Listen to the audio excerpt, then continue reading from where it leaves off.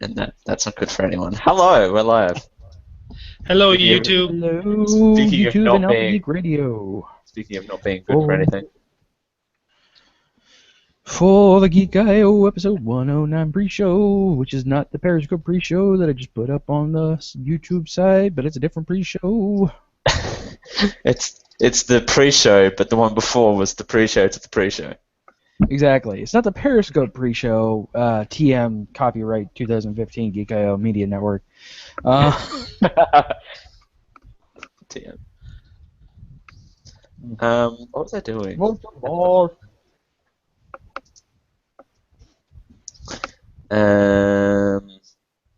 Delicious mochi balls. Nothing you Copy. have is better than these Nice. mochi balls.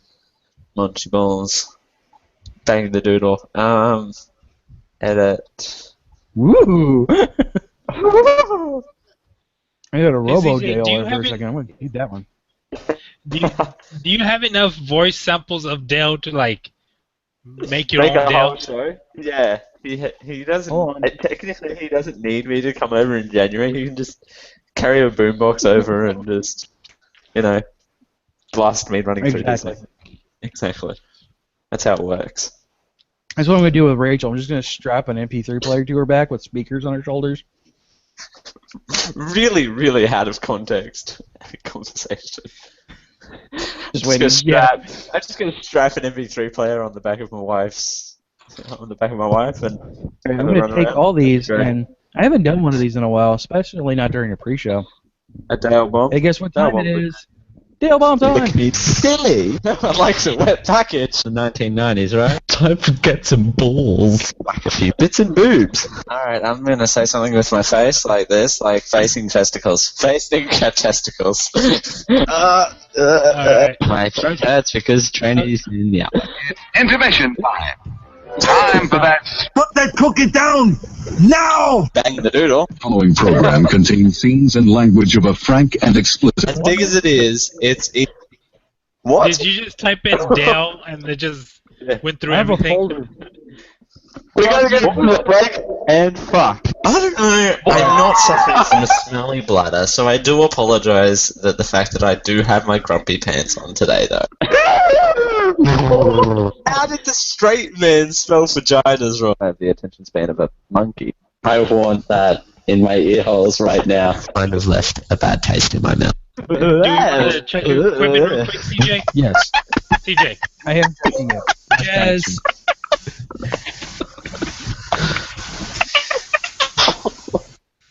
CJ.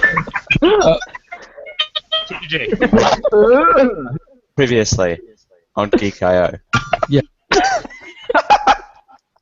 I remember when I used to do that. What was it? I like the microphone noises. It's so great. I forgot I about that. remember that week. That was not great. I almost had one of those weeks just before. I don't remember that at all. All right, so yeah, let's go ahead and give a sound test. Raul, go. 1, 2, 3. Sound test. How is this? Good, good, good. Dale, go. Bang the doodle. There we go. All right, now mine's good. Sound is good. JF, hello. Hey, how you doing? Good. How are you? Oh, that's right. Jazz isn't going to be on today. Oh, really? Oh, he's in vacation. Oh, of course. I forgot. Whoops. It's the whole reason why I brought on JF, because I'm like, I need another equally ruggedly handsome person to come on to tell me that I'm wrong about a bunch of stuff. Hey, CJ. You're wrong about that. You're wrong, yeah. You're wrong about being wrong. That makes you right, though, doesn't it? At the end of the day? Yes. Okay. I still don't know what we're doing for a Geek Out segment. I don't know. There's a movie Jazz with usually giant puts something in there. dinosaurs. Yeah. But, I'm seeing a lot of mixed reviews on Jurassic World. The two previews I've seen make me nervous. That's all I'm going to say. I technically have to see it. Dale, you never got the show up. The audio just uploaded. I'm trying to figure out how to pod track again. Shut your dirty mouth. I'm on it. All right. Do you need proof? I've got proof. I can give you proof. All right, now I have to actually get stuff for the real show on instead of this rant and review crap that we were doing. It was crap. I just want to put that out there. No, actually, I had a ton of fun with it. Okay. Settings. Plus, also, we've established my upload speeds are like slower than tortoises, so you know. Yeah, it's kind of hard when your packets are being sent by carrier pigeon. Well, again, you don't have access to the management chat, but I put a speed test up, and it was like 2 megabytes, if memory serves me correctly. 2 megabytes up or down? Up. It was atrocious. Actually, it wasn't that bad. It was about 15-ish. Oh. It wasn't great. It wasn't Well, great. at least it's better than mine. I'm at like 0.8, 0.7 sometimes. Yeah, I don't know. It's a bunch of crap. But you know what? I can't afford anything else, so you know. Yeah, but you're bouncing off like 2 servers to just use Hangouts, aren't you? You have to use. No, I'm not using ProXPN. If that's what you're getting at. But no, the funny thing is, I've got the router here. It has to send itself through the Brisbane servers, and then from the Brisbane servers, bounce itself back up here. It's retarded. Do not get me started on the current state of internet in this country. Otherwise, I will not stop. Maybe you should just move in with CJ. You know, that would be a good Yeah, idea. we should have like a geek commune going on. Right? Well, January 2016. It's happening. Well, for the most part. Who isn't going? Budlong's not going to be there, huh? No. That's true. Budlong's grumpy and not coming. Also, I told him. Yeah, I do get it. He's got a young kid, so. Well, you could always move to Texas. It'll be just like Australia. It'll be just like home. Yeah, Yay! It will be too. except more guns and less killer plants? And spiders that don't die from nukes, I guess. No, still nuke-defying spiders. We have cockroaches here that survive pretty much anything. Yeah, Throw we at do it. too. There you go. Thing is that we've been underwater for the past couple of weeks. So wait, JF lives in Narnia and you're in Atlantis now? What the hell? That explains the goat-legged people. Yeah, I know, right? I thought they were just French. Yeah, I was actually, scarily enough, I was just about to make that same joke. See, it is a perfect replacement for Jazz. I mean, he's already making horrible French jokes. As doesn't hate the French. Yes, he does. He I just. approve. All right, so I'm good. I'm not. So there's that. I'm adequate. Well, you can shut your mouth for a couple. The liquor's kicking in, so that's good. All right. Well, then. I just started my vacation, so I'm cruising legit. for the next week. That's legit. All right. You should probably take that vacation closer to Dragon Con. Just putting that out there. All right. Going in 5. Hang on, I have to. 3. This podcast recorded before a live internet audience. To learn how to listen and watch live, visit tunein.alphageekradio.com. Hey you. If you're listening to this and don't want to hear expletives, you probably shouldn't listen to it. It's gonna get interesting. Hi, this is John Emilio of the Functional Nerds Podcast, and you're listening to Geek.io, where you put geek in and geek out. Mobile audio stream enabled at tunein.alphageekradio.com. Chat room enabled at geek-io.net/live. Geek.io initialized.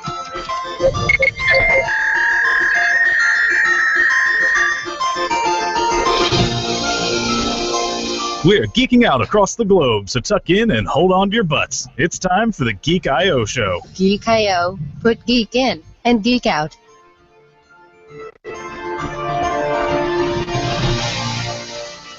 Holy crap, it's been a long time since I've heard that. This is the Geek I.O. show, episode number 109, recorded Thursday, the 11th of June, 2015. Hi, I'm CJ. Raul has his muted. microphone muted. I'm Dale Campbell. I'm Raul. Unmuted on the mic this time. Yay! Take two. All right. So Jazz will be back next week with our super secret thing that you'll hear about more at the end of the show. But in his stead, by popular demand, actually, yes, in fact, by popular demand, one, we're bringing back guests, and two, joining us this week, winner of the laser part of the Inkshare Sword and Laser Contest, and newly. All right, that's how you want it.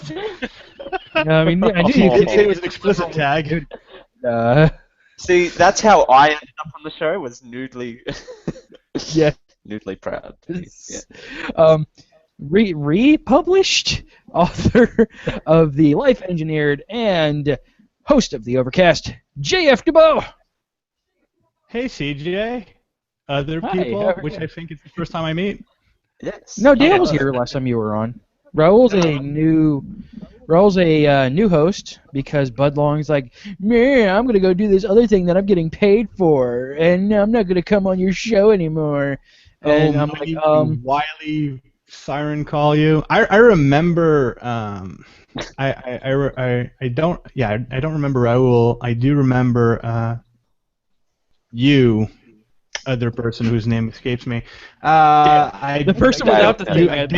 You've changed your camera. You've changed your camera settings since the last time I was here, so I didn't recognize your face. Yes, I've also... He also has facial hair. I've moved house and now I have a beard, so I can understand the distraction. It being 12 o'clock in the afternoon, though, probably has remained the same because that's also, I don't want to sound racist, but white males all look alike to me. Well, no, you're not wrong. That is true. No, last time you were on, it was Bud Long and Azevedo and Dale and me. And Azevedo's on vacation this week, and Bud Long's me. And I've survived the test of time, haven't I? Yes, Dale is the number one super duper contact host. The only person that's been on here longer is Jazz. But he's not here now, so whatever. No, and I think Rachel might have been on last time you were on. I'm not 100% sure. I think that might have. Was, but I think she was busy with other things off camera, so she didn't get to talk much, which was kind of a shame. Yeah, schoolwork and such, which she's now done with. Right on. So, what is it you say? Popular demand? Yeah, I've actually. That I be on? I've gotten actually a couple of people. I've got a couple of emails. I'm like, all right, asked a couple of my target audience people, who would you want to have back on the show? And outside of people that are like super duper popular and like have millions of people on Twitter, because it's been a while since I've had a guest on the show, and I don't want to start off with Professor Shy Guy again. Here's a Rachel. There's Rachel's hand at least. Well, I'm glad to know that I'm popular enough to be on demand, but not too popular as to not be as intimidating as Professor Shy Guy. Who is awesome, you are right below Professor Shy Guy and Tom Merritt and a couple other people, and I'm like, all right, let's go back to normal mortals, and then your name was actually the first on the list. So I don't know if that's a good thing or not. No, that is a good thing. I am surprisingly comfortable with the idea of not being too popular because I don't deal with people very well, so it avoids it getting awkward. That, and I wanted you back on the show so I could glare at you grumpily for stealing my spotlight on Inkshares. That campaign was brutal. I don't know how much you want to get into it, but dude, I don't. I'm glad. No, I am seriously. I am honestly glad that you won. And if he had to lose to someone, it was somebody we knew was better than that. exactly. Like, seriously, that is the one thing. Like, I'm glad in the top 5 there was or 6 there was somebody that I knew. And that made me very happy. Oh, that's cool. My initial goal when this started, the reason I wanted it to be like sort of a community thing was to get anyone from one of the internet communities I'm part of to be in that top 5, where it was me or you, or I know Brian Guthrie's got a cool book that he's been promoting. He didn't get on Inkshare though, which was weird. Yeah, right. Yeah, I mean he's got a good thing going on, but I think he's just satisfied with his own efforts. So, but there's a few authors in like the Tadpool and the Geek.io community and the Galactic Nestcast community, and I thought, man, if we can get like a bunch of us on there and sort of share our audience, like we can get at least one person to top 5. So or we could have totally Ross Perot'd the entire thing, and none of us got up there. Yeah, maybe that could. And I understand that that's not how really Inkshares works because of the amount of money that they give you, but still. No, Inkshare's they've got a very interesting platform right now. They're running on venture capital more than anything. So their goal isn't to get money from pre-orders and get money from authors. Their main goal is to get noticed and get people on board. So that's why they teamed up with Sword and Laser. That's why they're giving all those credits. They're just looking to get traction in the writing community. And that's fine, and I genuinely enjoy the platform, other than the fact that like I had to deal with weird ass stock photo stuff for the longest time until I got a bunch of people asking me, "What's up with the lost plane wreckage?" I'm like, that's not mine. No, that's one of the problems that like you'll notice that the people who did wind up in the top 6 were the people that were perhaps the most prepared. Like they had covers, they had samples, they had a lot of the groundwork already done. Yeah, exactly. So like that's the thing. Like I already had like a very minimal self-publishing effort done, but that meant I had a cover. It meant I already had synopsises and quotes and samples ready. So I was able to throw something up on Inkshare very quickly, and you can notice that in a lot of people that wound up in the top 6. And Absolutely. Meanwhile, like unfortunately for people like you who are still in the sort of the working phase, the draft phase, like you didn't have a cover, you didn't have a lot of the things that made it easier to get more traction. Yeah, and like the Inkshares thing, literally, like I finished my book and I'm like, all right, my editors edit for me, and then I'm listening to TMS and they're like, Sword and Laser Inkshares contest. I'm like, what is this Inkshares thing? Oh my God, this is exactly what I needed. And then and then I get to the point where I'm like, 750 is still a lot. Like that's a very large number, and so I'm at the point pretty much where I'm just like, all right, I'm gonna take it back, and I do a Periscope pre-show before the show, since Periscope became available on Android, and I said on there, I'm like, I'm probably done pushing that, and I'm just gonna redouble on my own efforts and get involved in like self-publishing it on my own and get it out by the end of the year kind of thing. You should not necessarily discount Inkshares, because one of the problems I've noticed with the competition is that instead, like the people in our community kind of referred readers to each other because community, but normally like a crowdfunding effort, and I wrote a blog post about that, a crowdfunding effort normally is for that kind of thing, we would be referring readers to each other, but because you had that competition component above, people were very reticent, like very hesitant to send readers to one another. Yeah. But I think like a project like yours would probably do better with a bit more preparation and outside of the competition environment, because that was detrimental to a lot of authors. Absolutely. There's a couple of good books I think should have done better, but because of competition, couldn't get any traction. Yeah, that competition though. Oof. It looked rough from the outside. Oh, like even for a person like me, even for a person who like me, who I got eliminated pretty quickly. I was number 2 for like a week and a half, and I'm like, I can do this. And then like numbers started crawling. I'm like, okay, yeah, I'm starting to have really bad anxiety about this, and I'm gonna go hide in my corner. That's the reason there for like the first couple of weeks. I'm like, let's go, let's do this thing. And eventually I'm just like, all right, I'm not gonna.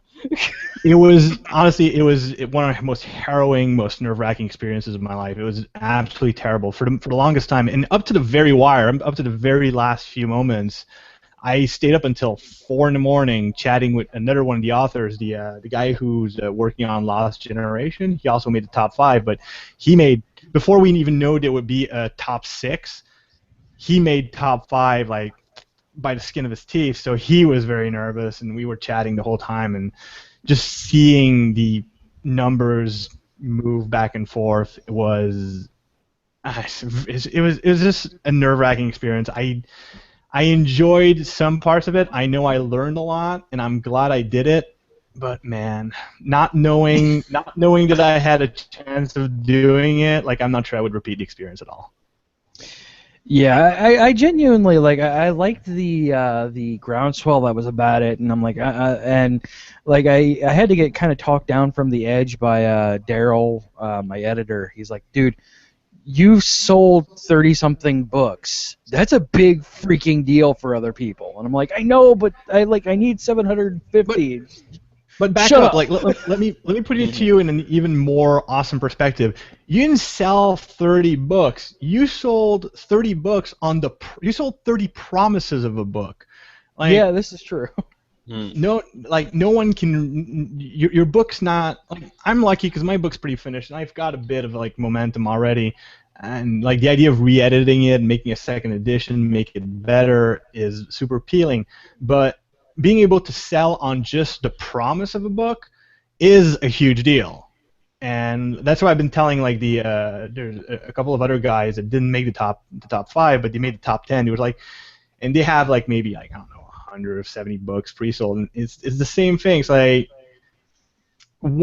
before you can get that kind of momentum that really pushes you into the high number, which admittedly, like Inkshare, the way they had it rigged, if you got into the top 5 in the middle weeks, you got more visibility just by virtue of being in the top 5. You got to like have a chapter put on the SF Signal, which is a huge deal. You'd wind up on the front page a lot more. So there was kind of like this exponential reaction to being in the top places, which didn't really it wasn't fair to the people in the lower places. But if you look at the guys like you who have a draft and who have a synopsis, but nothing else, being able to just make sales on the promise of a book is a huge deal. Yeah. Oh yeah. Yeah, I'm not. Oh, go ahead, Ro. That's like 30 people who are wanting to see your work. I mean. Yeah, and don't get me wrong. I was upset about it at the beginning of it, and then I sat back and had a couple ciders and a couple more, and and then I'm like, you know what?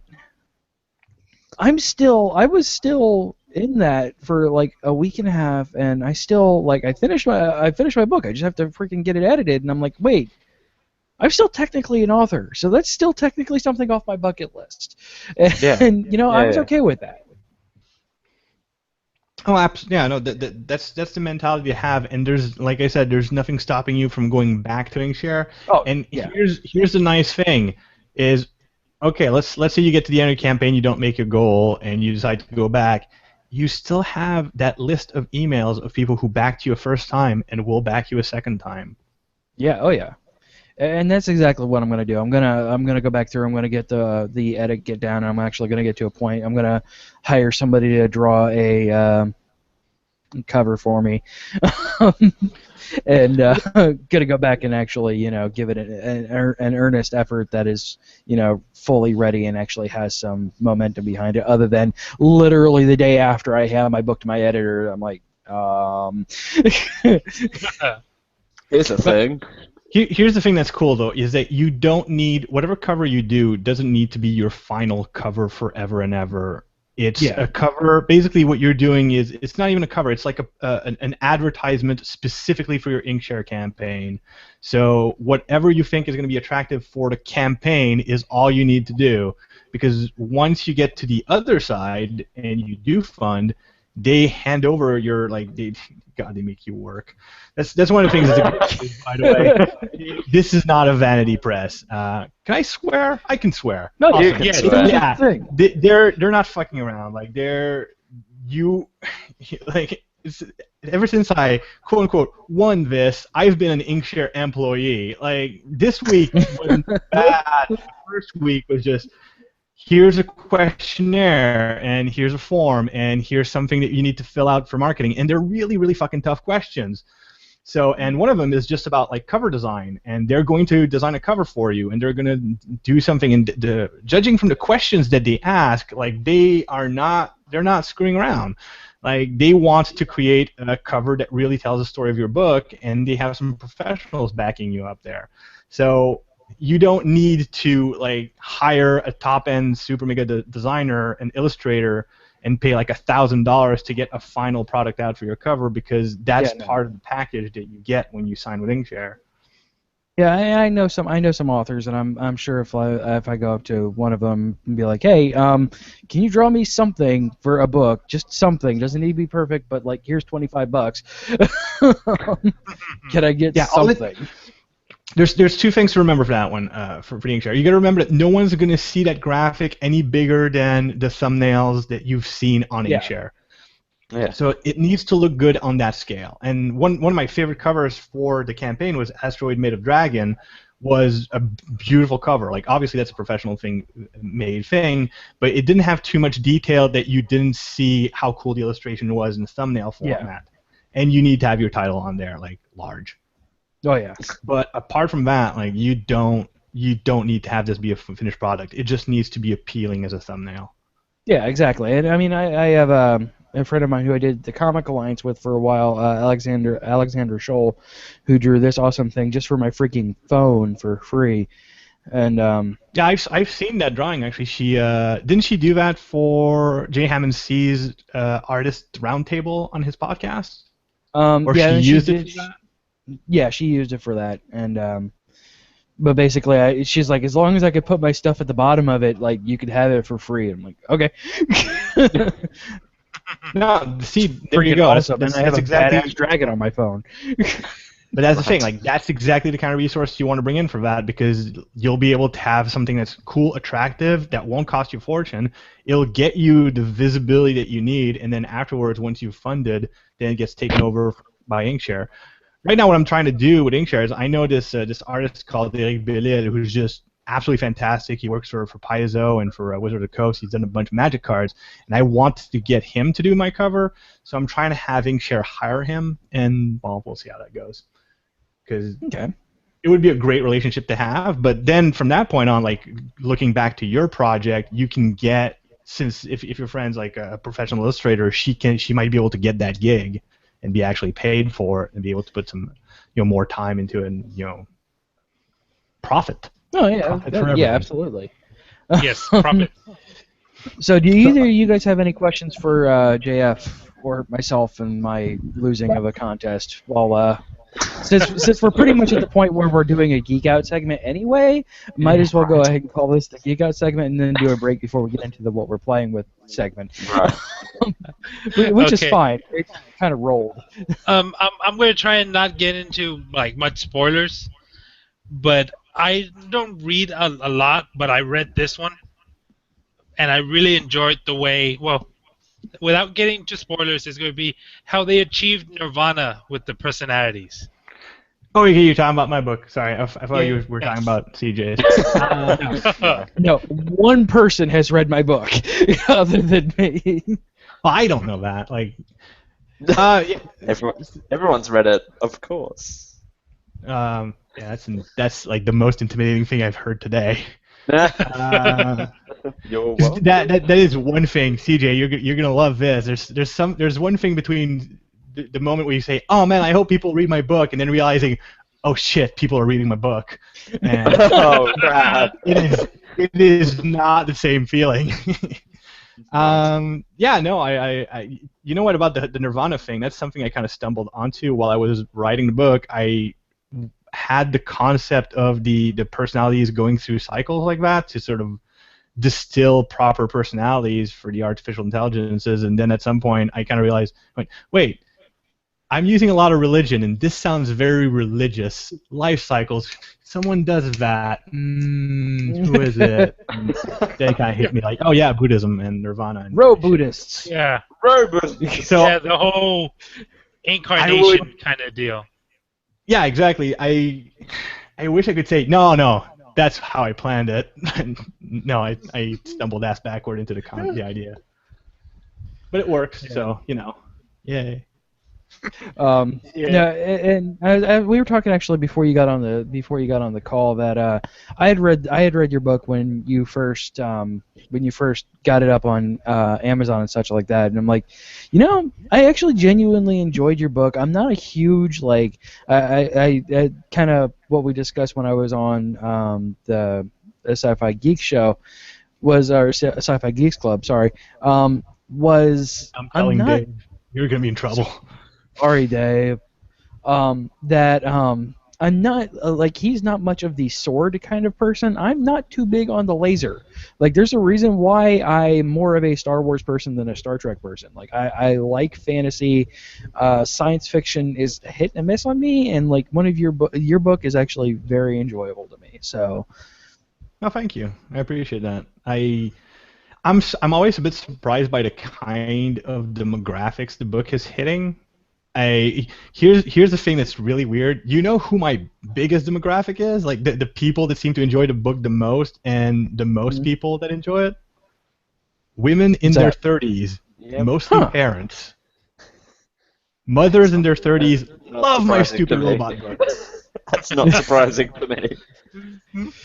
Well, I mean, as per genuine readers in general, I can imagine that is actually a pretty that's the kind of demographic you're looking for. You don't want a dude bro book and stuff like that because dude bros don't read books. No. Touche. And scratch that off the Geek.io. Yeah, scratch that off. I pissed off.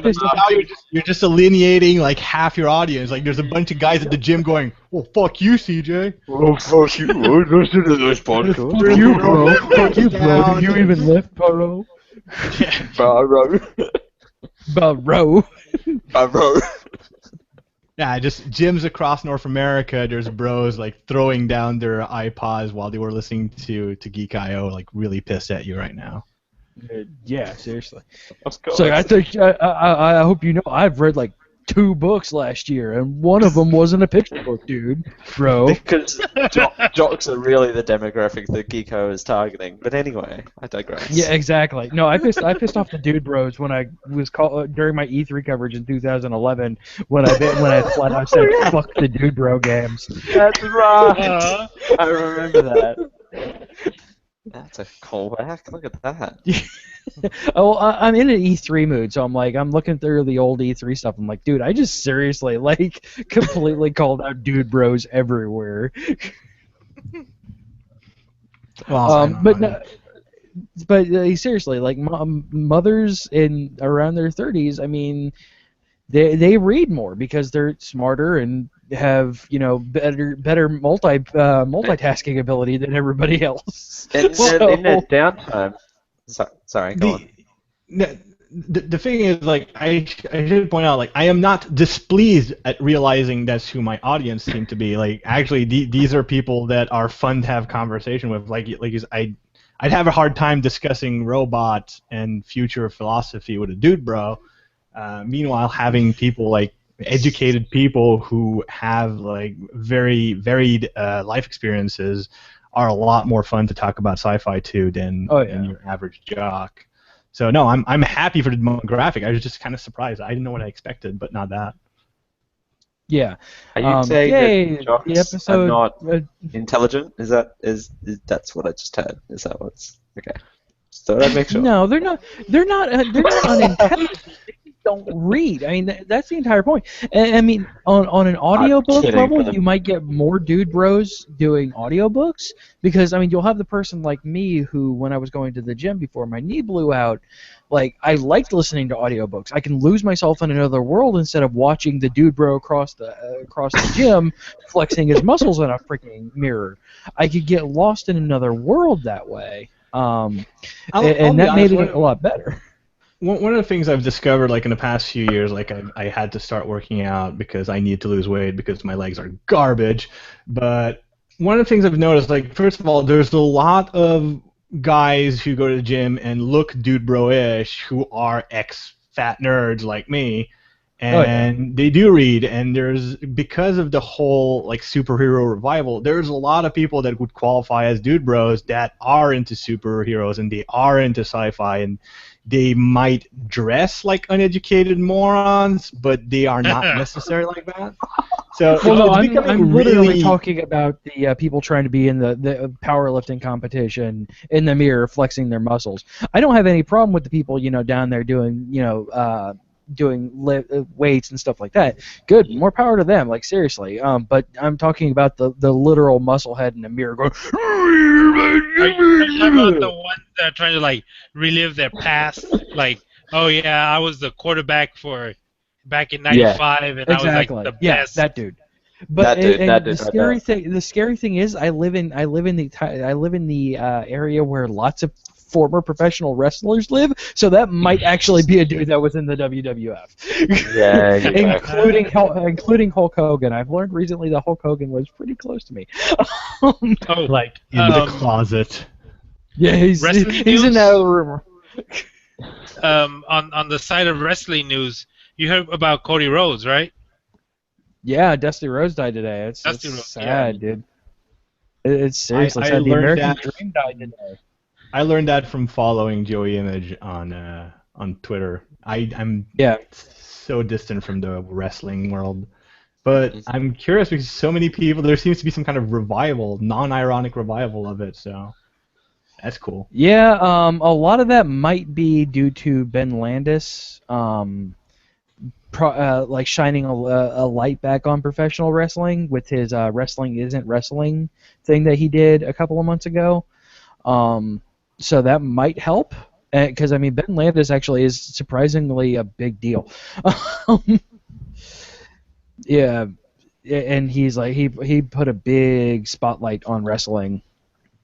Well, I just like the new attitude that people are like no one, like the whole fake versus real debate is gone, and everybody's kind of accepting and open. It's like, yeah, it's a performance. Shut up, just enjoy it.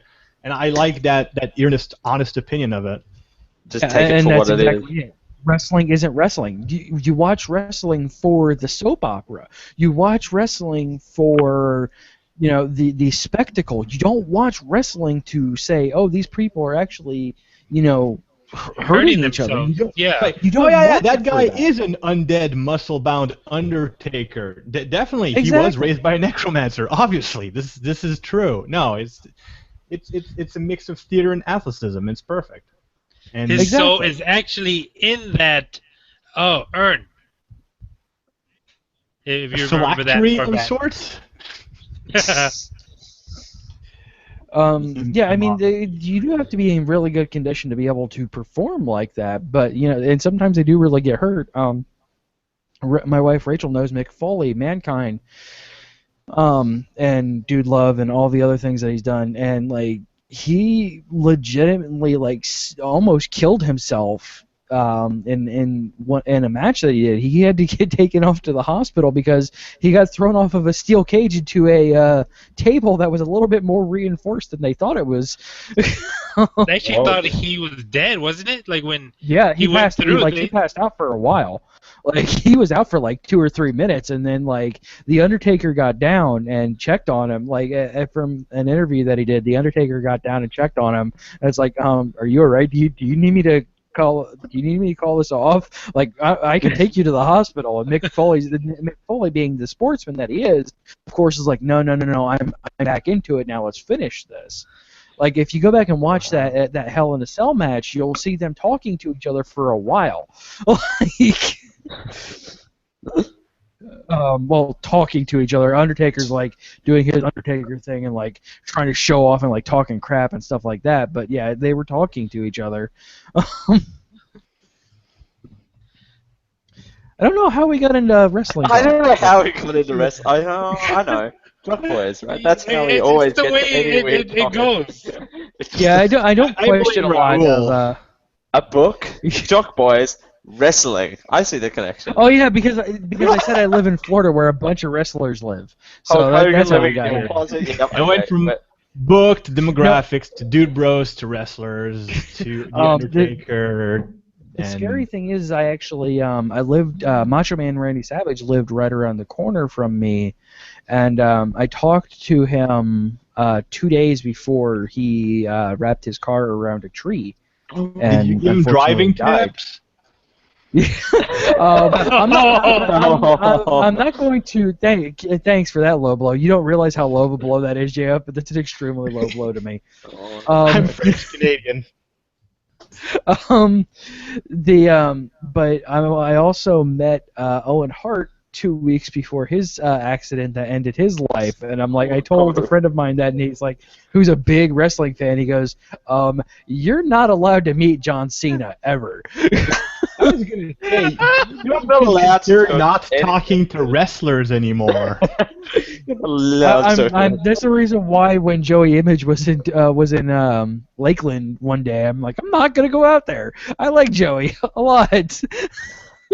I'll let him know that if you come to Nerdtacular to avoid you and say like, I'll point you out and say him, he's the cursed one. No, unfortunately, I can't make it to Nerdtacular this year. I was going to. I had every intention to, and then just money got weird. And then I got approved to go to Dragon Con, and I'm like, you know what? I'm gonna go to Dragon Con. I gotta admit, it's gonna be kind of big. I gotta admit, the choice between Dragon Con and Nerdtacular would be kind of a coin flip for me. Although now with the book, considering how much I really leaned on the Tadpool to help me out, I kind of have to go to Nerdtacular. Yeah, no. In that case, and that being said, that'll probably be me next year. I'm gonna, when I get everything straightened up and I get, do this again. That being said, this time next year, I'm gonna be like, yeah, I don't really have much of a choice but to go to the people that actually assisted me in actually doing, getting this done. Now, that being said, it's not like it's a chore. I've been wanting to go to Nerdtacular for a couple of years now, and it's just I wish I could do the whole con circuit because there's a lot of cool cons. It's just that now. Last year, I bought tickets to go to Nerdtacular, and at the very last moment, I just called it off and didn't go because social anxiety. And this year, this year I could not. I could not do that. I have to go, which is weird because there's more anxiety because there's more pressure. But now, I can't. You can justify that pressure, kind of. Is it kind of? Yeah, no, I can't. I can't make it. Does it not go?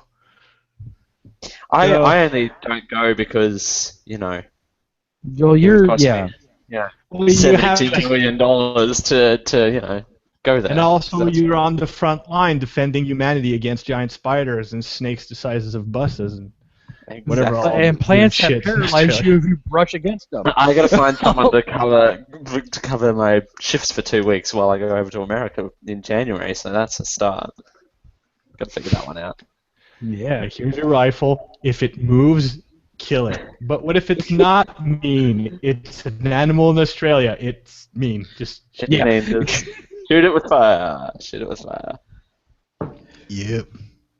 All right. On that note, folks, since we did a Geek Out segment, we're gonna take a little break and play a quick place where you can play click ad where you can help support the network, and then we are going to play a song which is totally not being selected right now as I speak. It's because it's sci-fi and just one I happen to pick. John Anealio's The Millennium Falcon for Christmas off of his 2011 Sci-Fi Songs album. I'm a horrible Radio person, announcer. John. Yeah. I know you listen to the show, John. I heart you, dude. Seriously, I'm sorry. It's been a long day. And we also got to play the Gamer Geeks for the week. So on that note, folks, we will be right back. Stay tuned.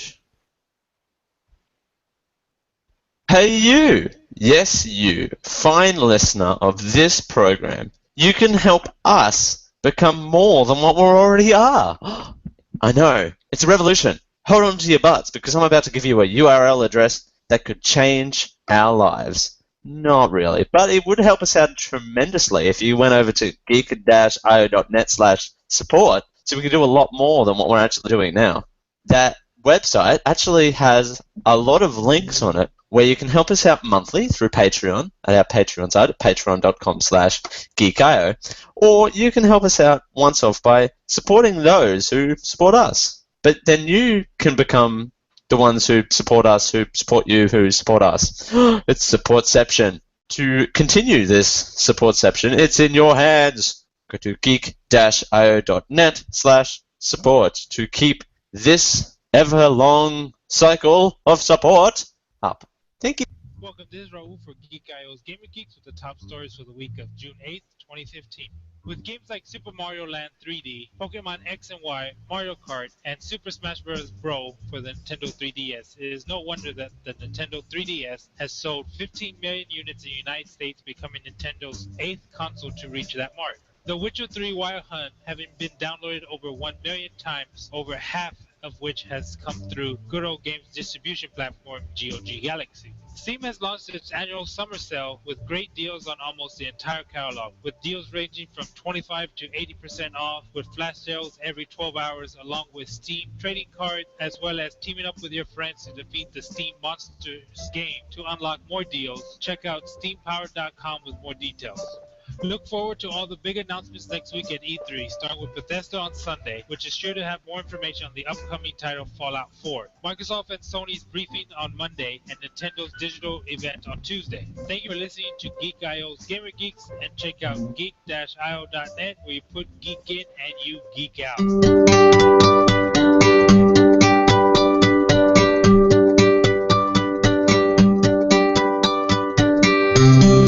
Parents took me to the movies in the spring of 1979. Something happened to me as we waited on that line. There was a new hope in my life. Later in that December, as we got closer to the holiday, my mother asked me to tell her what I'd want for Christmas Day. There was just one thing on my mind. I just wanted the Millennium Falcon for Christmas, and a season full of cheer. I just wanted the Millennium Falcon for Christmas, but I didn't get it that year. Then in 1980, when the Empire struck back, the YT-1300 survived the Star Destroyer attack. I hope that I was good enough that year. My mother went to the drugstore and put the ship on radio play. They told her that it would be ready in plenty of time for Christmas Day. But on Christmas Eve it still wasn't there. I just wanted the Millennium Falcon for Christmas. I was good enough that year. I just wanted the Millennium Falcon for Christmas, and a season full of cheer. My mother cried when they told her that it wasn't fair. He said he was sorry, but he couldn't find it anyway. Please don't cry, they have one at our store 30 miles away. I'll go and pick it up so you can have it for Christmas Day. I just wanted the Millennium Falcon for Christmas. I was good enough that year. I just wanted the Millennium Falcon for Christmas. And a season full of cheer. And a season full of cheer.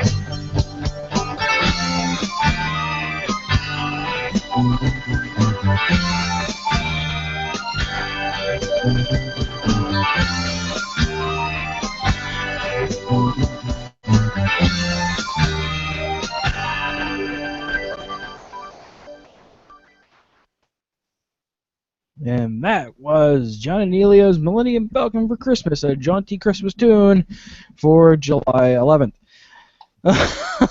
June 11th. June 11th. Sorry. Well, it's winter in Australia, so relevant, I guess, maybe. Sort of. You guys totes have good winters down there with lots of snow and stuff. Yeah, lots of rain, wet, and windy, and yeah, miserable. Yeah, gotcha. He's so happy. You can tell the Christmas spirit is all about Dale right now. Is in me. I mean that photo of my grumpy face, so that'll be forever. Oh yeah, grumpy Dale. I think the problem I had with your name, Daryl, is that I know way too many Daryls on the internet. That's good because he's Dale. That would imply my name is Daryl. I may have made a pact with last myself time to you were mess on the around with your name as much as possible. I've heard a lot worse in my time, so. So we went from messing with his age to his name because we can't make fun of his age anymore because now at least he looks like a teenager. I with the like facial. I'm getting closer to my age, yes. I may also have made this pact with a bottle of Glenfiddich, so you know. Well, I'm just putting that out there. Hey, for the first time in like 3 months, I get to play this. Wait, that's the wrong segment. Hey, for the first time in 3 months, I played the wrong segment. Are you reading the thing after the? What? After the intermission time? Are you reading that or not? No, I might have been reading that. Okay. This one. I still played the wrong one. Gadgets, games, and gizmos. Oh. This is Gadgets, I'm so Games, and bad Gizmos, at where we this. do it live. I'm so bad at this. I promise I've done this before. This is Gadgets, Games, and Gizmos, where we talk about the stuff that we have been playing with, doing, etc. this week. I'm going to go first because mine is time sensitive. First of all, What, within the show? Bring back What? everybody's favorite segment is back. Oh yeah, boy! I'm looking forward to this always.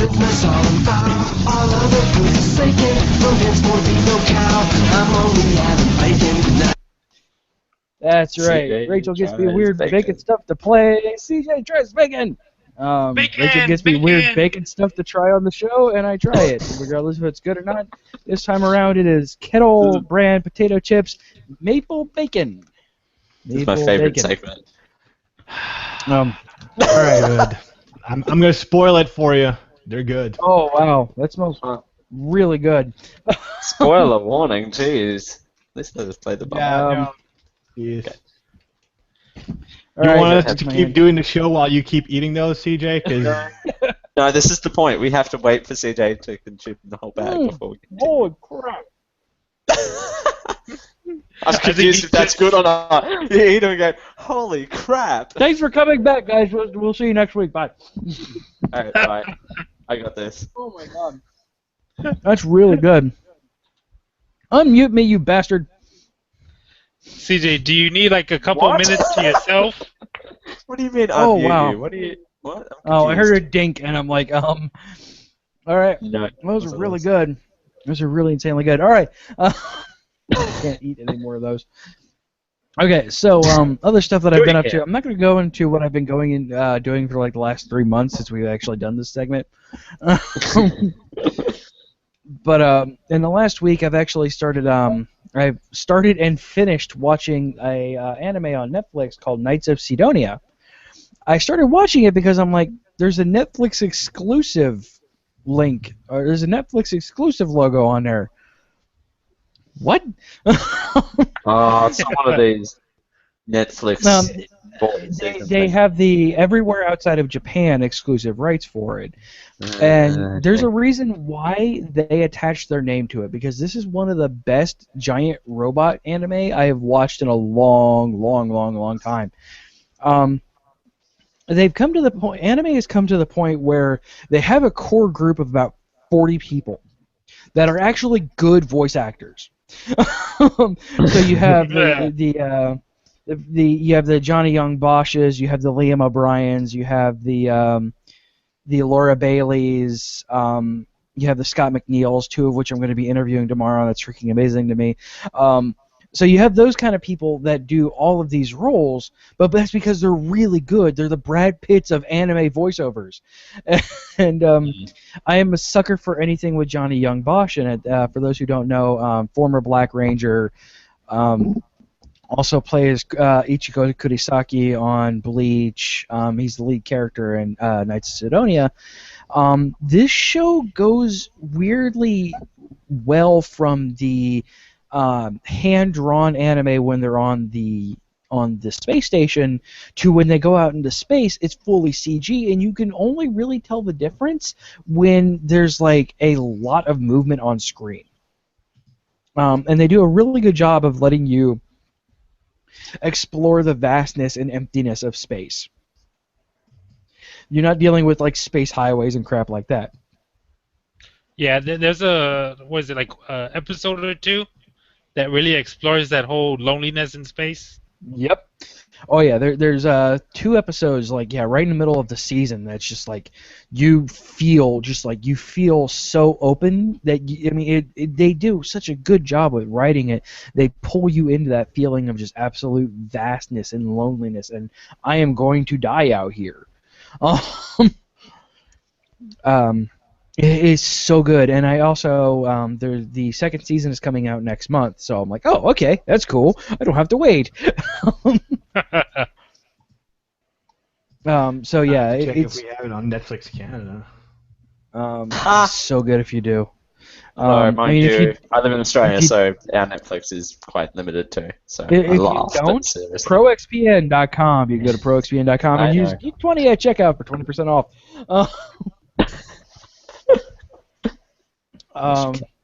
But it's and really someone gets the kickback, I bet. Not at all. We don't get any money from that non-advertisement at all. I don't know if that anime you were talking about is out yet, but I've just been informed by logging onto Netflix that season 6 of Archer is on Netflix Canada. And nice. Bye, guys. I'll see you next time. I got Netflix to watch. So, I've been watching a lot of anime lately, and that is one of the best that I've watched in the last year easily. That being said, I've also been playing a little bit of video games. We got a big resurgence of Diablo 3 in this household because Rachel's now done with school, and that's her game of choice. So I'm like, all right, and I'm not going to argue about playing more Diablo 3. Not one bit. So I've been playing a lot of Diablo 3. I also picked up Bayonetta and Bayonetta 2 for the Wii U, and I'm really liking Bayonetta 1. I didn't play it when it first came out, and I picked up Bayonetta 2 because they're like, oh, we're going to do 2. We give you both of the games for the price of 1. I'm like, sold. It plays a lot like the Devil May Cry games, if you've played any of those, except amped up to like 15 on the absurdity, sexuality, blood, everything. Like, if you play Devil May Cry and you thought, this game is a little too tame, Bayonetta is right for you. I remember seeing my brother play the first one and being almost annoyed at how over the top it was. So, but once you get into the groove of how over the top it is, it did look kind of fun. Yeah, Well, I mean, I literally. It kind of brought back the old Japanese shoot 'em ups, I guess that's how you would describe it. Right. I went directly, literally the same day from playing Saints Row 4 into playing this. I was in the mood for super over the top. So, just as a side note for my fellow Canadians out there, Knights of Sidonia is available on Netflix Canada. So, there you go, boys. Oh, it's I look out for my Canadian bros. Not your dude bros though. Not your Canadian dude bros. Them. I don't watch anime. They're called dude and bros up there. They watch anime. I've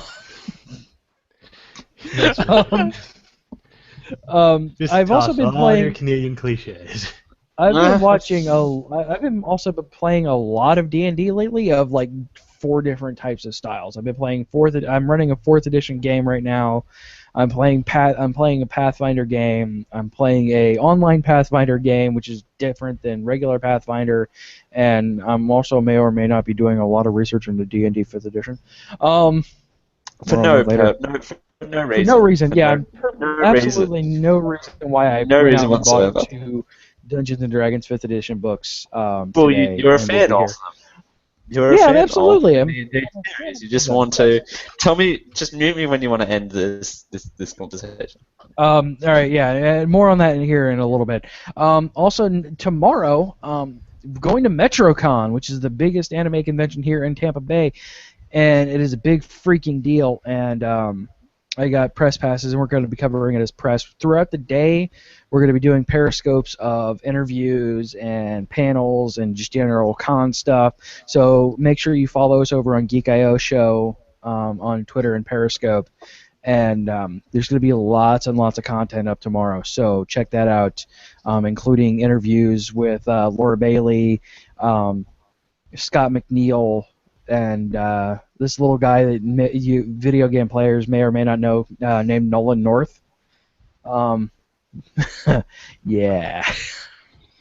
So I have a question for you regarding like press passes, because I have what is arguably probably one of the top 20 Overwatch podcasts by virtue of existing on the internet right now. I think there's 18 podcasts. So we're definitely in the top 20. Yeah, you are in the top 20. Yeah, definitely in the top 20.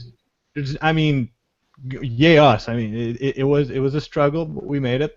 So how does one get press passes to things? Do you just ask? Do they offer it because you're awesome? That will be something we discuss off the air. Because I may or may not already have. I may or may not already have press stuff for Overwatch. Just no time to do a podcast of it. Yeah, I hear your wife said no. Yeah, no, yeah. You already had like 12? I've actually tuned down to the fact that I'm only doing 1 right now. I'm trying to get Disney Geek.io back up and running, but that's getting into some weird scheduling conflicts, and I'm feeling really weird about only having 1 podcast. I went from like 5 at one time to down to 1. I'm like, man, this is so weird. Welcome to my world. Sorry. So by virtue of the game that we play here, JF doesn't have anything in the show notes, so he gets to go next. Oh, that's the game? Okay, so you want to know what I've been doing recently? You won the game, too, by the way. Sorry? You won the game. I win? Oh, man. It's been a winning 2 weeks for me. I won a second job. Oh, nice. This. Yeah. So okay. Well, I've been obsessing, and this is a common thread in a lot of podcasts recently. I've heard, but there's this obscure little game by this unknown little company called Blizzard, and the game's called Heroes of the Storm. Yes. And it has been like I managed to fight it off for the entirety of the time that I've been that I was campaigning for my book, I managed to not play it too much. But now that pressure's off, I have a problem, you guys.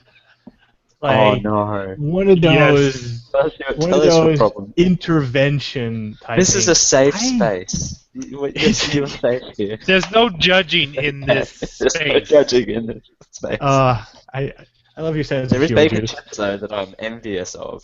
That CJ's clearly eating. He muted his mic so he could crunch.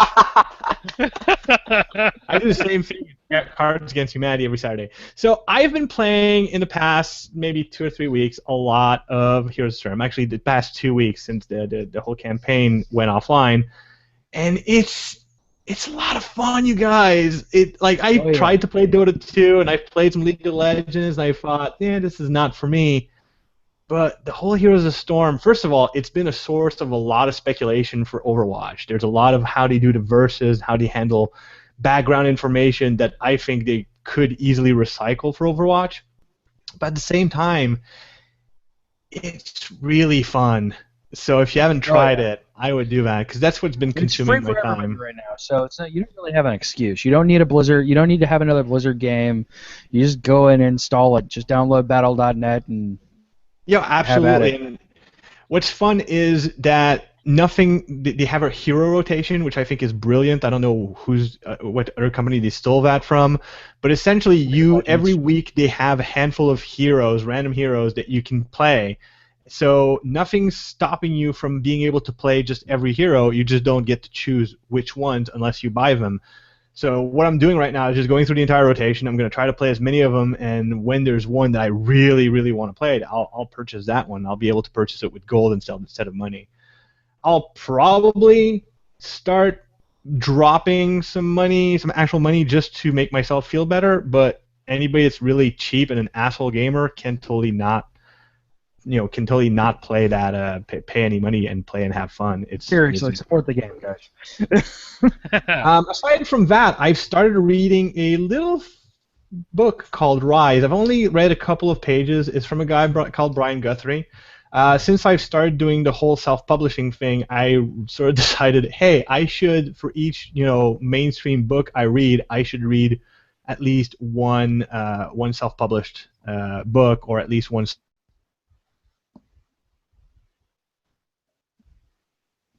Oh, did we lose them? Oh. Uh-oh. Yes, we lost JF. You've been reading a book. Tell us more about this book. I like the look on his face. All right, so Raul, since yours is kind of related to what he was just talking about, what are you doing? Yeah, I mean, I've been playing a lot of. That's how you get all the chicks to want to sleep with you. Secrets revealed, guys. Well played, sir. As I said, I'm not repeating it twice. So what were we talking about again? Oh yeah. So anyways, this book called Rise by Brian Guthrie, you can purchase it off of Amazon. It's so far, like the first few pages, I don't want to reveal too much. It's very good, and I feel that philosophy I was talking about, like reading at least one small press self-published book for every mainstream book, is something that everyone should adopt, if only because it will benefit me personally. and me. If you have some love for me. And CJ, in a year from now, when CJ gets his book out there, it'll benefit him. No, but seriously, like self-publishing stuff is something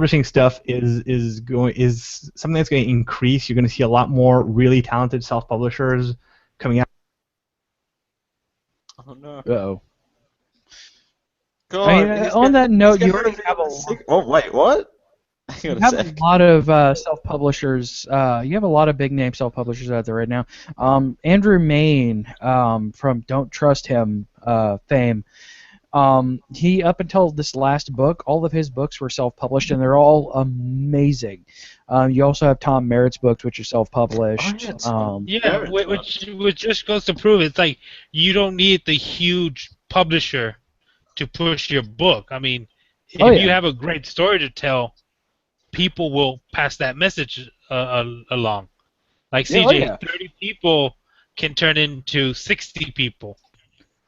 Oh yeah, no, like you Yeah, said, you I just can't need be every grips one with of it. these 30 people to, and I mean, if you look at people like Hugh Howey, who started as self-publishing and now has a publisher, there's a lot of good stuff in the self-publishing and small press industry. So if you don't want to miss out on some really good stuff, people should start looking at the smaller press things and go browse Inkshare and stuff. So yeah, go check out Brian Guthrie's book Rise. It looks awesome, and so far I'm enjoying it. So that's what I've been doing for my past week. Also, I've been disconnecting a little. Yeah, noticed that. A little bit. Thought you were going to reveal your secrets again. I was looking forward to that. Ah, well, you know, people just have to go man. back to the archive to listen to that one. Yes, yes, they will. All right, you get to pick who goes next. Okay. Pretty much. I've been playing a lot of Heroes of the Storm. I really enjoy it because when you first go into the game, everyone starts out at the same level. The only difference is skill, which is great. Yep. But then you also have those moments where, like, if you figure out like how to, if I combo this with this, I get a bonus damage and I'm able to do more damage. Besides that, I've also been reading Life Engineered. By some weirdo. Yeah, by some Yeah, guy. I never heard of him. That's some guy. Sci-fi again. I'm at the tail end of that. I've got like a couple more chapters, but it's really good. Thank you. I appreciate it. Yeah. I've been watching Sense8 on Netflix. One of their original. Very good. Very good concept. By the Shout Cheese. Yes. Yeah, there's a giant bud. But if you're a little uncomfortable about other relationship types, I've seen that. I've seen tales of that. Not giving it away, but I've seen that there's there's alternative lifestyles. Contemporary lifestyles in there. Yeah. And mind you, I did hear about these alternative lifestyles on an alternative website. I'll say that much. But I mean, it's so far I'm about 4 episodes in, and it's really good. I mean, the whole I can't go too much into it without spoiling it, but just go ahead and go watch it. Watch the first episode, and you understand where it's going. I've heard it described as like a kind of along the lines of a Twilight Zone or Lost kind of thing. So that's not exactly something to sell me on, but if you're into that kind of thing. Yeah, and I started streaming Cthulhu Saves the World, which is it's an old style RPG. So it's like, which I haven't played very many RPGs back in the day, so I'm going to give this a try, see if I can finish it. And other than that, not much. Just been reading a lot into E3, trying to see what news has been leaked. There was one. Not much. Yeah, not much. Spoiler, not much. There was a leaked trailer by Nintendo that got taken down, but I can't remember what it was. But yeah, next week it's going to be a big week for news. Yeah, I got Raul and Daryl both covering E3. Daryl Shaler, almost the doctor. And not the Daryl, as in the fake Daryl on this call. Daryl, no, yes. not him. You don't like that guy. So there's going to be a bunch of Geek.io news, E3 news up on the website, and also over on the tweeters. Again, at Geek.io show on the tweeters. So what have you been up to, Dale? Not a lot, Daryl. See, even Raul hesitated. No one knows you, goddamn. No one knows. No. I was about to say CJ because I was looking at the top of the list. Sure. That's what they all do. No. Well, Daryl, Dale, yeah, same thing. It's close. It's close enough. Not a whole lot in the last week. Got done with finals today. That was a pain in the ass. Yeah, I walked out though, and boy, I didn't think I was going to be on the show tonight because it was just, I wasn't feeling great. I was feeling like I was going to throw up, and everything looked hazy, and I was lightheaded, but I'm feeling fine now. It turns out if you don't eat every day, that kind of happens. If you don't eat breakfast before an 8 o'clock final, it turns out that you might be a little hungry. So I had a big bowl of noodles with a fried egg on top, and that fixed me up. That fixed me right up, as noodles do. God, the job of noodles, but you're welcome. Hey, you have bacon chips there. You shut your dirty mouth, okay? That wasn't I don't have bacon chips. CJ has bacon chips. CJ has bacon chips. That's who said he was hungry. So. No, I didn't say I was hungry. Oh, you said you was hungry. Sorry. CJ's screen popped up when you said that, so sorry. I do apologize. Throw me under the bus. Holy crap. I do apologize. But you shouldn't be hungry, CJ. I'm just putting that out there. I have delicious chips and mochi ice cream. I'm good. Half tempted to fly over there right now and steal those bacon chips from you. It's half tempting.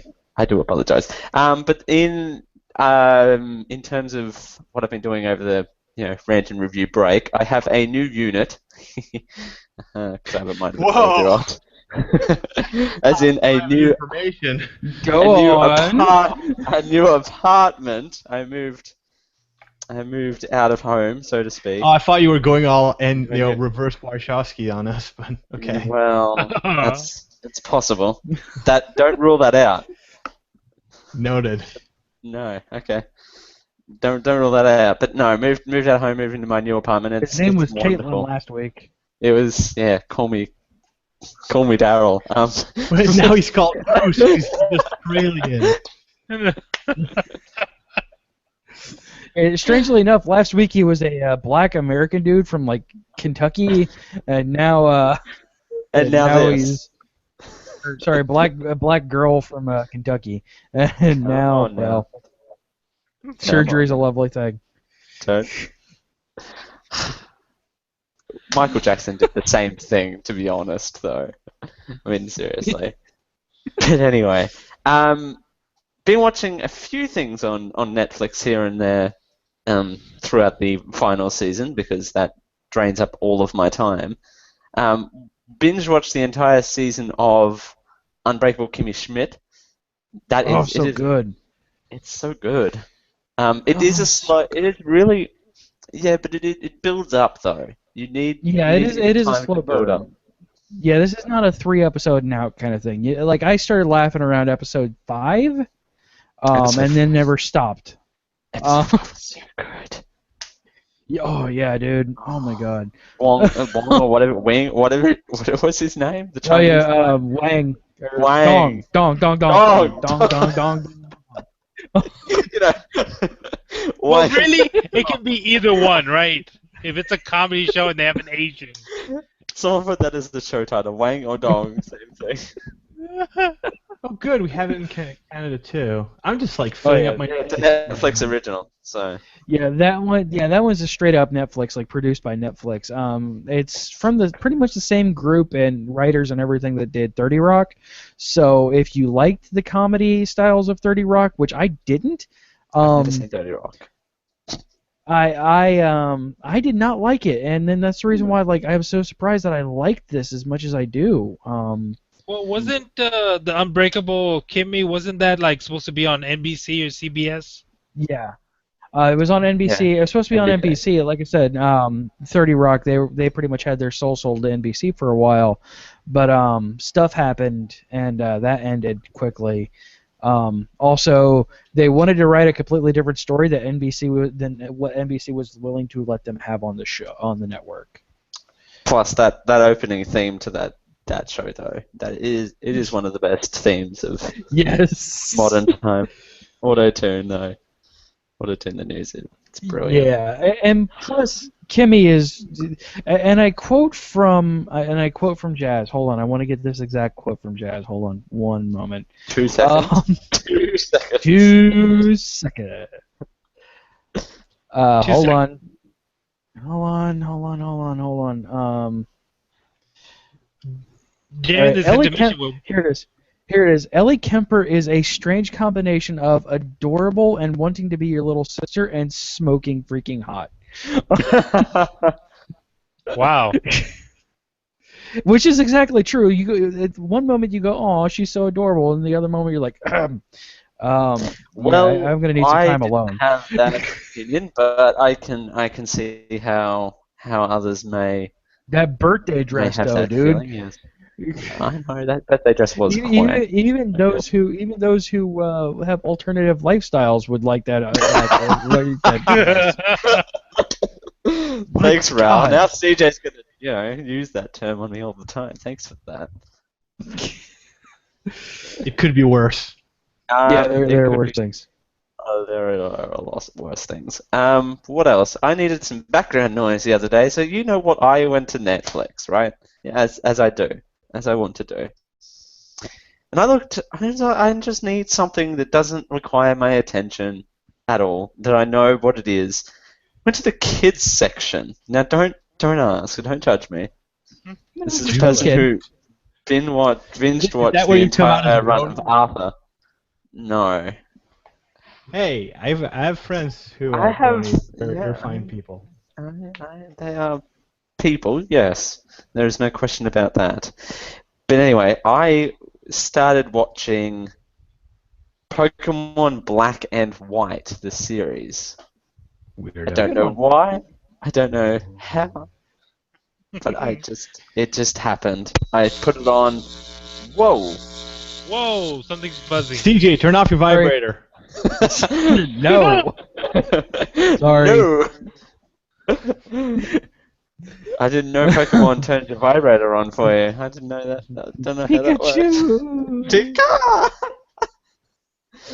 But yeah, I watched like a ton of episodes as background noise. It was brilliant. I'm like, nothing changes in the Pokemon world except they change worlds and introduce like. Actually, a lot of it changed in this one. I don't know. I even find from the old ones. The format and that sort of thing as well.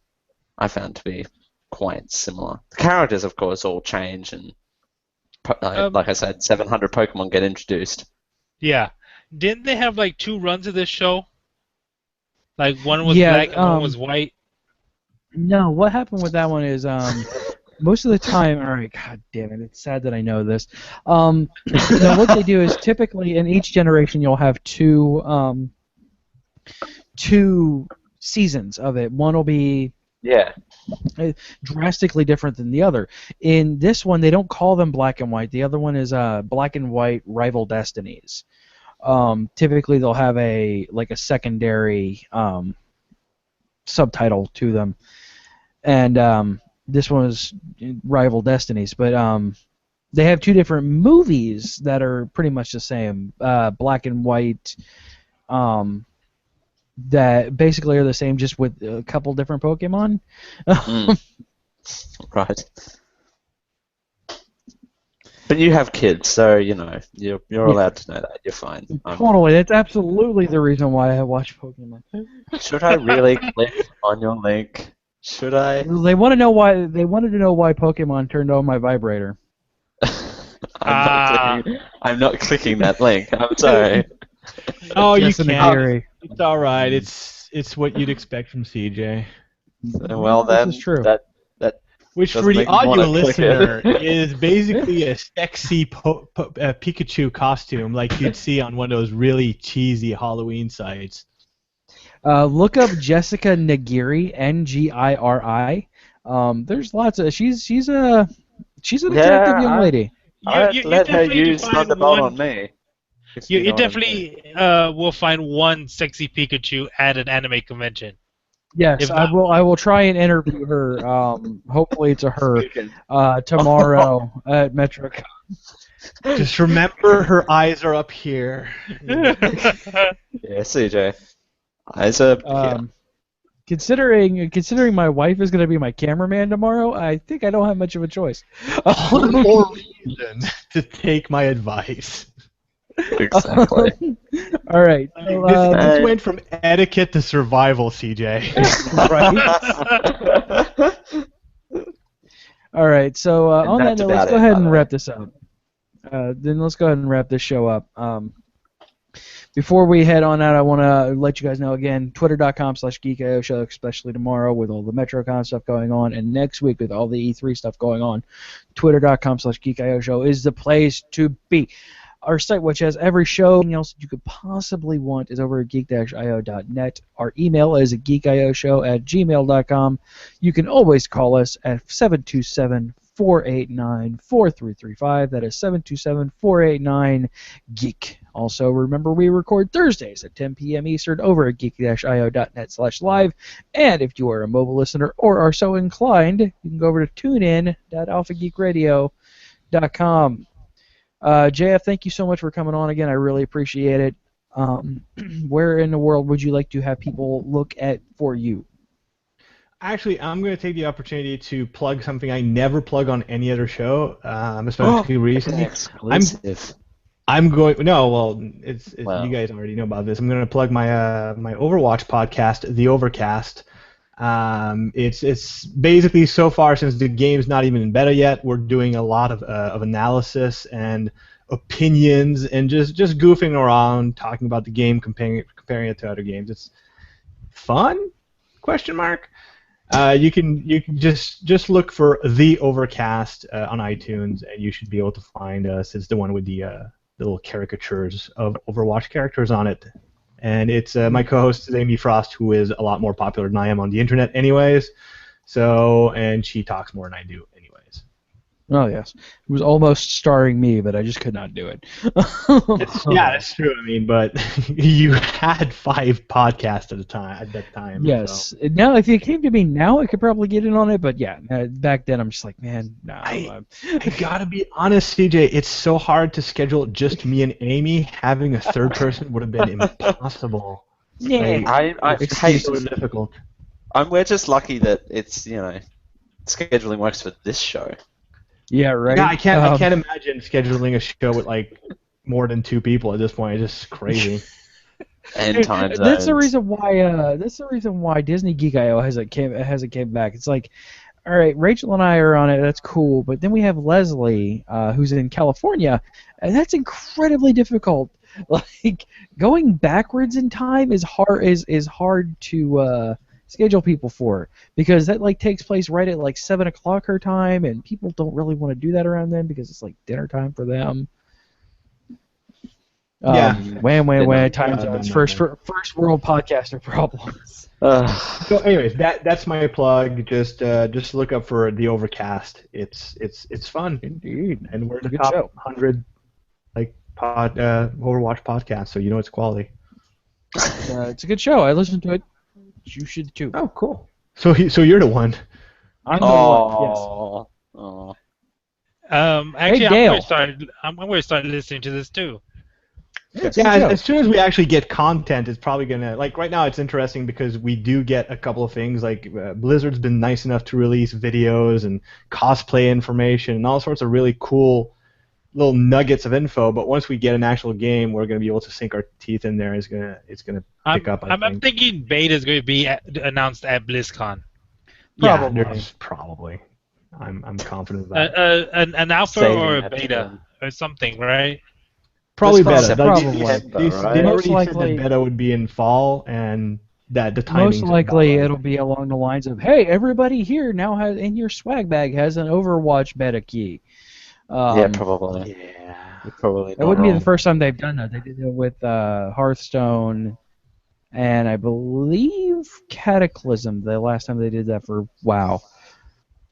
September is BlizzCon, right? If my memory serves me correctly. November, sorry.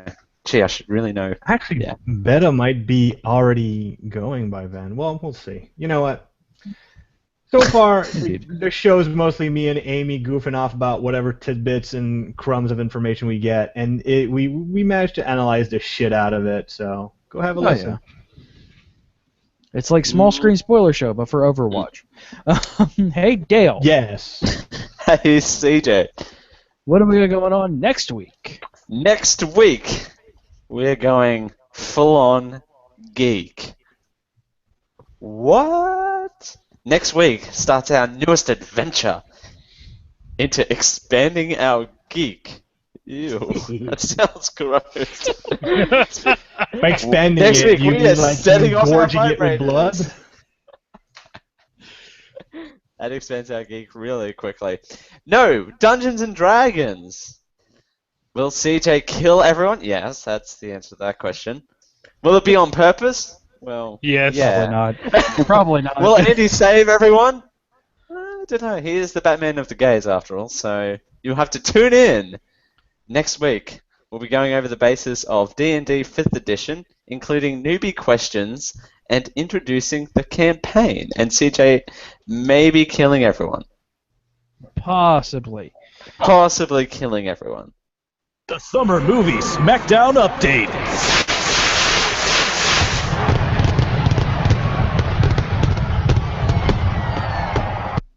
Indeed, it is time for the Summer Movie Smackdown updates. A little bit of a shaking going on. We have everybody in but one of us. First up, in first place is Mara at $12.1 million. Dale is in second place at $10.1 million. Raul is in third at $8.9 million. I am in fourth, $7.3. Bud Long is in fifth at $4.7. Jazz is in sixth, $2.5 million. And Marlissa's first film is Inside Out, which is opening June 19th, but Rachel and I, are seeing it on Saturday. Upside down. So Inside Out would destroy all of us, right? I don't know. I don't know. Inside Out, there's no other Ant-Man. Yeah, there's a couple tentpoles coming back out. It's still left out. There's Jurassic World, Ant-Man. There's Minions. Minions is a huge field leveler. I paid $30 for that movie though. Oh yeah, that's true. That's not gonna do shit. It's not gonna do well for me. See, cancel that. So you got Jurassic World this weekend, and then it's Christmas. All right, so and over on the Geek.io network site, there's not a lot going on. Everybody's having their vacations and such, so we're not a lot of content over the summer over there, except for some upcoming news. So stay tuned to geek-io.net for all of that. Mm-hmm. I agree. I concur. You're next, Dale. Why my notes are freaking out. And to stop my notes from freaking out, you can support us on Patreon over at patreon.com/geekio to help us out with a small monthly donation. If you think we're worth $5 for all of our content, then we'll give you, your site, cause, or whatever a shout out at the top of the show. And if you give us $10 or more, we'll read a Twitter-length post just for you. As JF proved last time when I read like an entire paragraph for her. A Twitter longer. I'm a cheap date, what can I say? A Twitter longer. We can also be heard on Stitcher Radio. Search for Geek.io to help us out if you do, as well as iTunes. Be sure to leave us an honest review, and we will gladly read it on the show. We gotta get Raul some script reading lessons. No, I'm brother, I laughing love you, but frozen JF Dubeau photo over there. I'm laughing. Yeah, now he's looking at himself. It's frightening. Like he's looking at himself like he's offended. Like it's like visions of the past are pissed at the present me. Oh. So fantastic. I do look very disapproving in that fake picture. You do. Can you just imagine me thinking, I know what you did, and you will pay.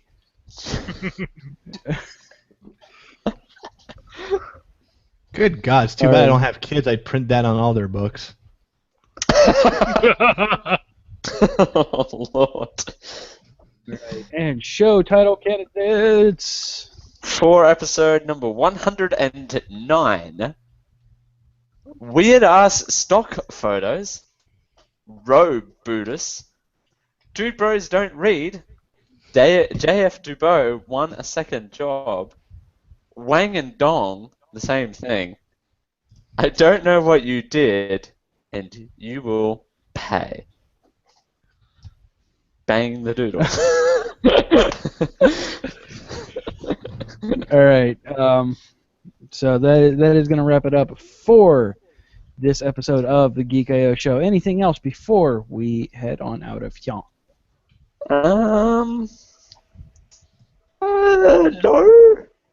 Well, I could go on a 15-minute rant about something, but you guys probably want to finish the show at some point. All right, no, folks, bye. This has been a Geek.io production. Copyright 2015. Geek.io. Geek and Geek out. I didn't play any music.